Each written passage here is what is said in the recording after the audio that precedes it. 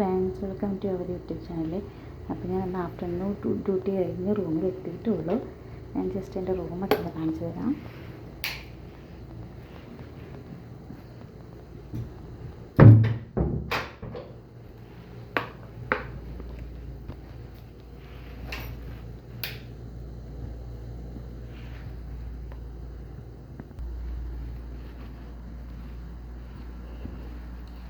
ഇതാണ് എൻ്റെ ബെഡ്, ഇതെൻ്റെ ടേബിള്, എൻ്റെ വാട്ടർ.